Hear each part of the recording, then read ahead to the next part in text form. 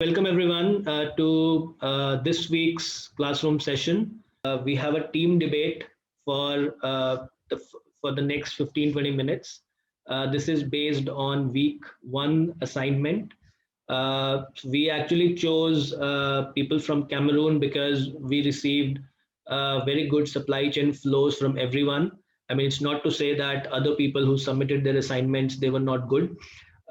But just because we had several people from Cameroon for this particular week, we thought let them share their own views to every one of us, and in that process, debate with each other to maximize their understanding of their own supply chain flow. So please, from Team Blue, we have Nfor Wilson and Njong Richard. I hope both of you are on this here. Yes, you are here. And from Team Red, we have Nyuydzele, Alvin, and Tata Stephen. I believe both of you are also present in this call. Now, the rules were sent to you. Each team will get 7 minutes each to speak in round one. First, it will be. I'm sorry, Andrea. Do you have the rules there? I don't have the rules, but I think Team Blue begins. Let me quickly. It's okay. I think Team Blue begins, or maybe Team Blue and Red. I don't remember who begins, but whoever can begin. But Team Blue begins and they talk for 7 minutes. Team Red. Team Red. Begins? Okay. Yeah. Team Red begins, speak for 7 minutes first, and it is strictly 7 minutes to the clock. I will show you the clock, and then you can start. Then Team Blue begins, talk for 7 minutes, strictly for 7 minutes, and then there is a debate round where each team will ask two questions to each other, and the other team will have 3 minutes to respond to those questions or objections. So over to you, Team Red. Please unmute your microphones, Nyuydzele and Tata Stephen. I'm starting the clock here. I will show you on the screen. So I have this stopwatch here in my hand. I request you to unmute yourselves. You're still muted. So Team Red, you begin first.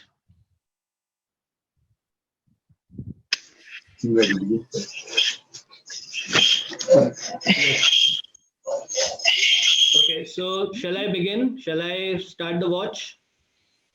Yes. Okay. Yes. So it's over to you now. Good evening. Greetings to everyone. Nyuydzele Alvin, and from Cameroon, I will be giving a summary on the supply chain. That's the flow of commodities in Cameroon.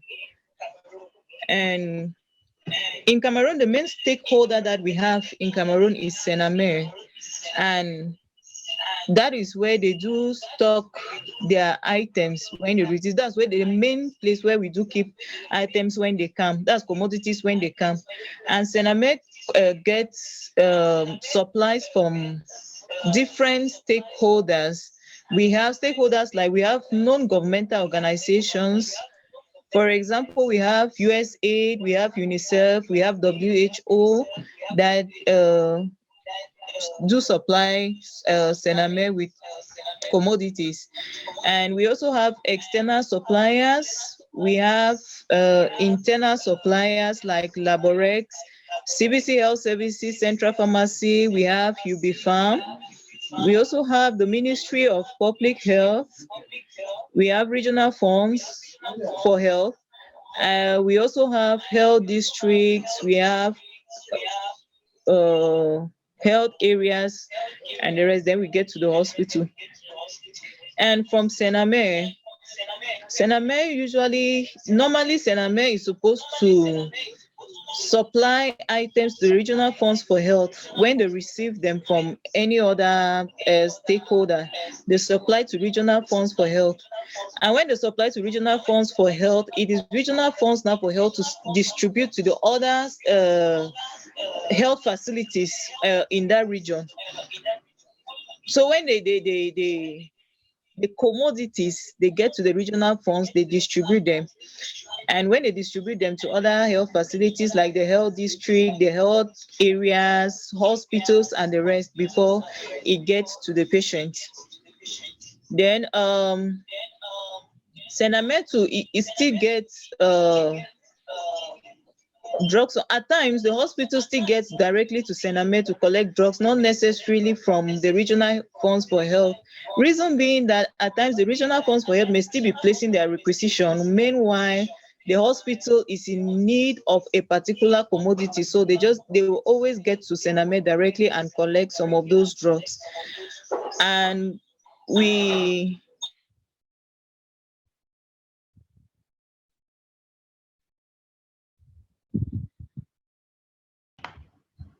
don't hear you anymore. Then in Cameroon. Okay. In Cameroon, for external suppliers and pharmaceutical companies do supply internal suppliers like Laborex, UB Central Pharmacy,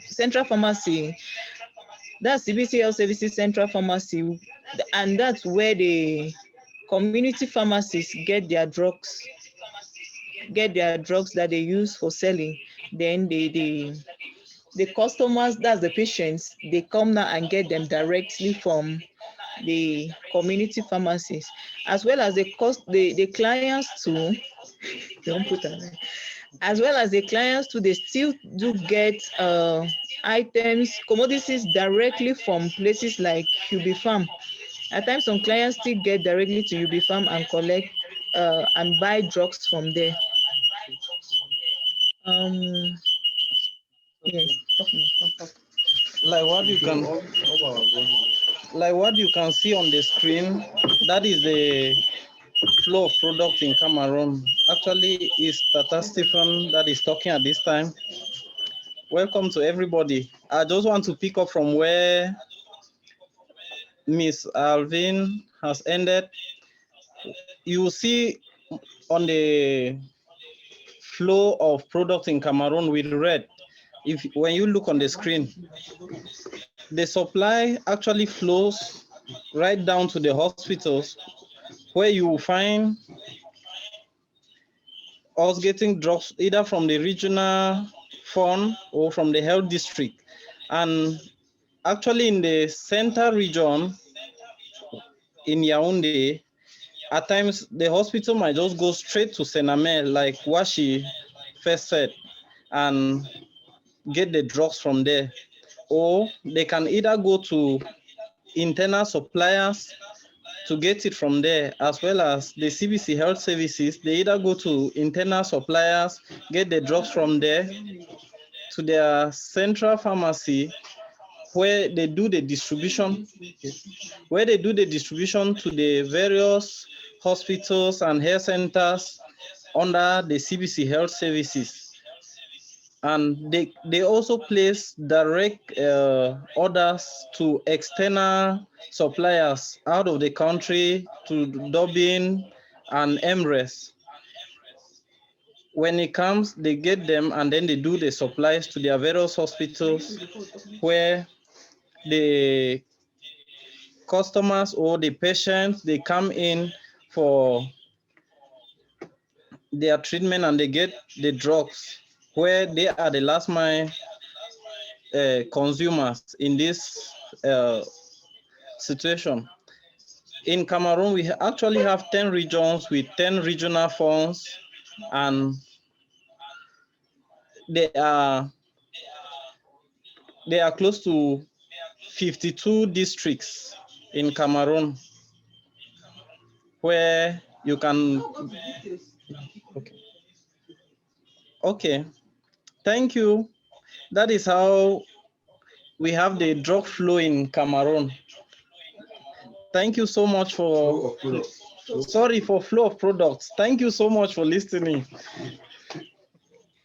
Thank you so much, Tata, Stephen, and Nyuydzele. You actually had 20 seconds remaining, but it's good you were able to finish it in time. Now it's Team Red's turn. Oh, sorry, I'm sorry, Team Blue's turn. Nfor Wilson and Njong Richard, please over to you. And let me share your design, flow design, which you had submitted. But you can start speaking by the time I pull that up.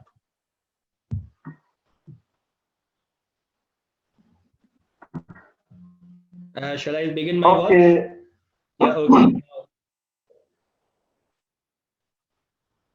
Can I go ahead? Please go on. Okay, thank you. All protocol duly respected. Good afternoon, members of the Hive. I am for Wilson Ghani and as Jaden with my learned colleague, Mr. Ngum Richard. When this all from Team Blue in Cameroon, and we shall be looking at the supply chain of Cameroon with focus on the flow of finances and the health and information. The ambition set out in the group and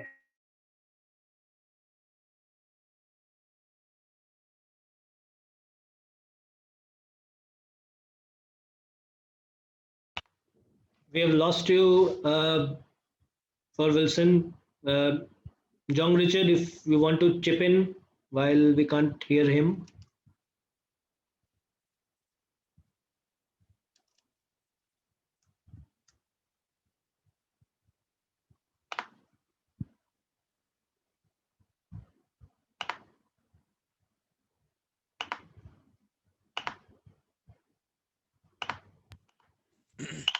Mr. Njong Richard is trying to unmute, please. Just give him a second, please. Hello?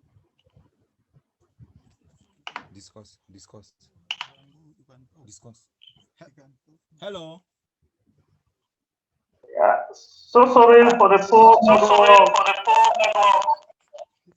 I was saying that the admission center in the group and employment strategy paper is an emerging Cameroon by 2035 as highlighted by the need to implement the sector and strategies for a successful implementation of this reference document so that Cameroon can be an emerging country by 2035.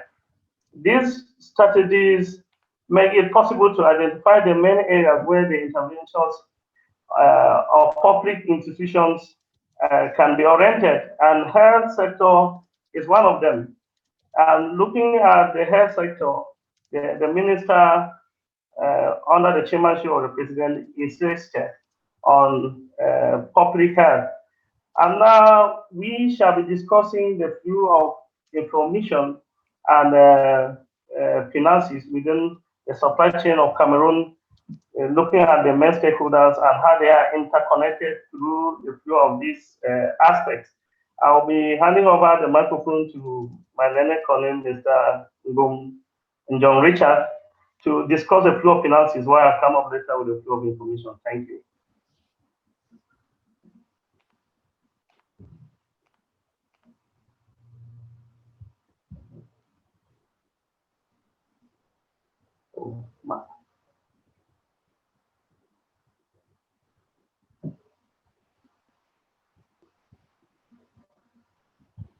John Richard, we don't hear you.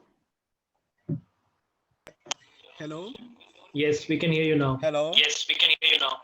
Yes, let me go ahead and use Prince Legemo's microphone. Hello, everyone. Okay. Thank you, Wilson, for passing on the mic to me. Thank you, everyone on the Hive tonight. As Nfor already introduced, tonight we're talking about the flow of finances within Cameroon's health supply chain. I will begin by letting us know the main stakeholders in this aspect of the flow of finances within Cameroon's logistics and a health logistic chain. The main partner we have here is the Ministry of Finance of Cameroon. We also have the Ministry of Public Health as a stakeholder. we equally have the external partners and funders of health programs in this country. Their role is one of centrality and cannot be underestimated, going by the assistance they give this country in terms of programs having to do with maternal health, fight against cancer, malaria and tuberculosis, HIV and AIDS management. A lot of funds come in to support the government of this country and its people from these partners. You understand that the health financing model for Cameroon is the art of pocket financing. And I'm saying that to say that the patients, the population, they contribute a lot to the finances, to healthcare financing in Cameroon. And you know, understand that Cameroon currently has a population of about 30 million inhabitants. So their contributions to the flow of finances within the chain is enormous. And let me give you some statistics to corroborate what I am saying. Statistics from the Ministry of Health of Cameroon tell us that household payment for healthcare services contributes to between 61 and 70% of the finances that flow within the healthcare system of Cameroon. And the Ministry of Health contributes 15 to 25% of the money that is needed to run health care. And the government just also makes direct financial injections into the healthcare system within annual budgetary allocations. And that's something within the neighborhood of 13%.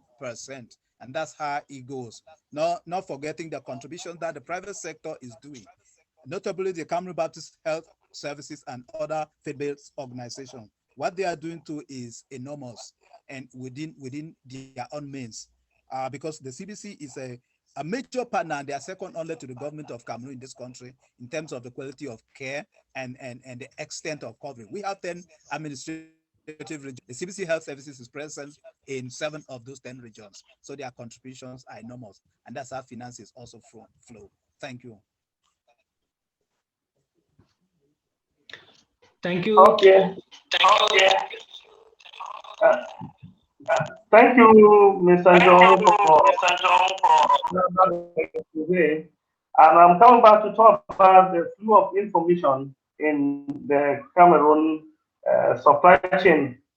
When we talk about information, you must not forget the communication categories, which are interpersonal. Sorry, unfortunately, you only have 20 seconds left, because I'm giving you 20 extra seconds because of network issues. We have to finish in 20 seconds. You have already taken more than 7 minutes.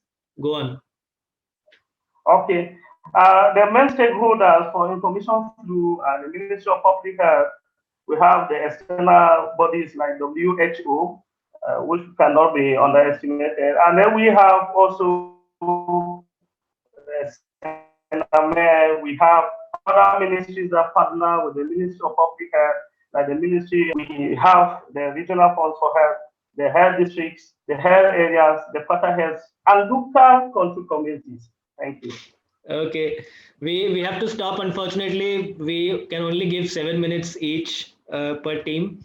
Now it's your turn. Actually, you have to ask 2 questions, or you have to object on 2 issues from the presentation of Team Red. So again, over to you. Okay.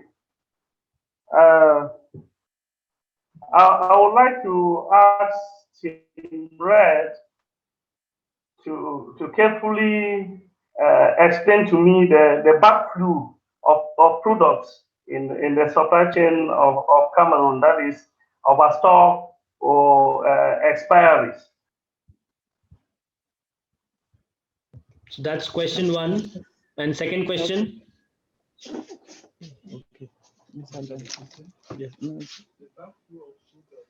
Okay. Do you have another question for them, or only one question? Mr. Njong, ask your question.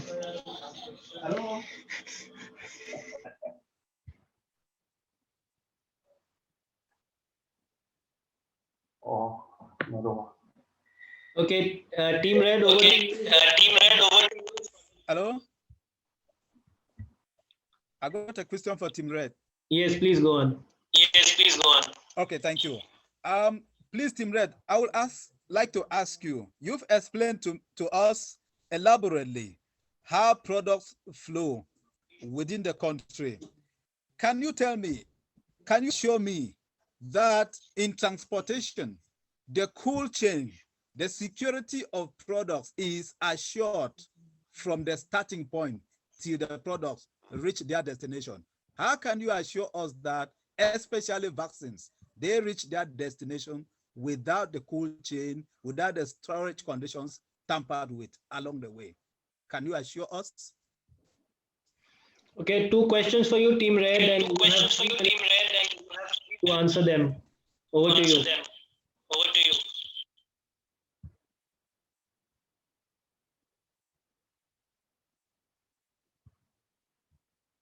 You can unmute your mics, please. Stephen, talk about that. Okay. Thank you. I will be answering the first question on backflow of products. Actually, I will place more focus on the CBC health services in yes, where I actually work, and I will be talking in terms of expiry. In the hospital, once drugs are expired, we actually put them together, we record them, and we quantify them before we return them. And actually, we do that by returning it to the central pharmacy of the CBC Health Services.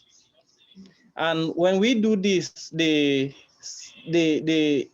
is a department in the CBC Central Pharmacy that is in charge of destroying those expired commodities.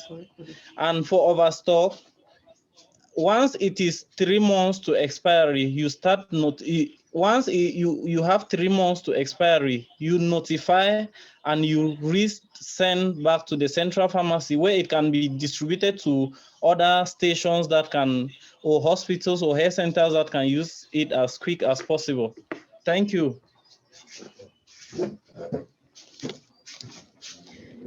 Okay, to answer the question about to ensure the transportation, especially for vaccines to their destinations, for in CBC Health Services, what we do is when we are to transport, especially cold items, we use a cold box with cold packs inside, and there is always a thermometer inside and a cold chain monitoring form that will be taken to the destination where the vaccines are going to. And so in each stop, they are always checked, the cold chain is always checked and the temperature read to ensure that the vaccines are not out of range. So when they check, if the temperature is out of range, the cold packs will need to be changed before the continuation, so that so that it won't have a problem along as they transport them. And so when it gets to the destination, the people receiving, they receive and they make sure they always give feedback still with the cold chain monitoring form. If the drugs arrive the destination in good conditions, they will always give feedback for that. Thank you very much. Thank you for the responses, and it's your turn to ask two questions to Team Blue.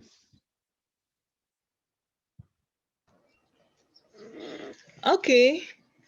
The question I will have to ask Team Blue is about the finances. I wish that they should clarify me, how can they ensure that when these finances are budgeted to go to this particular place, how do they ensure that it has actually gone to the destination without being embezzled, without nothing happening with the finances? That is what I want to know. Okay. Thank you. And the second question goes to flow of information.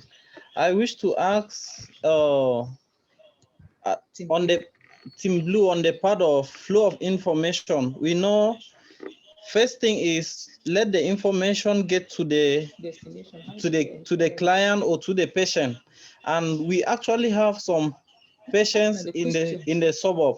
So how do you communicate them to know how information has actually gotten to them, or the feedback?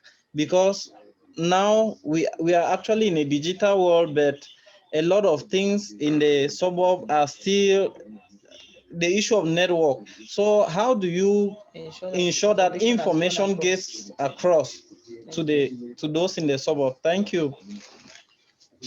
Team Blue, over to you for the responses. You have 3 minutes starting now. Okay, to talk about ensuring the flow of information to the suburb.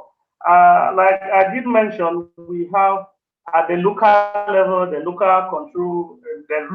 health control committees that are headed by the quarter heads or the chiefs. And in fact, when information gets to them, they endeavor the information gets to their subjects in their mother tongue, so that the information is understood and feedback is gotten through the local health committees to the health area that feeds back to the district and back to the region and to the Ministry of Public Health. Thank you. Over to you, Mr. Njong.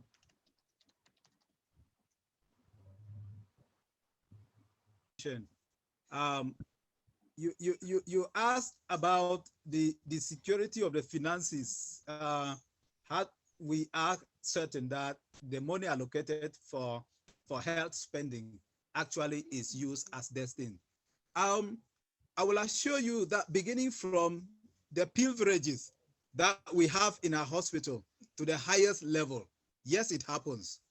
But then you cannot say you can completely stop money from being stolen. Siphoning of funds is a problem that is not limited to Cameroon. It happens everywhere in the world where loopholes exist, where smart people can divert funds.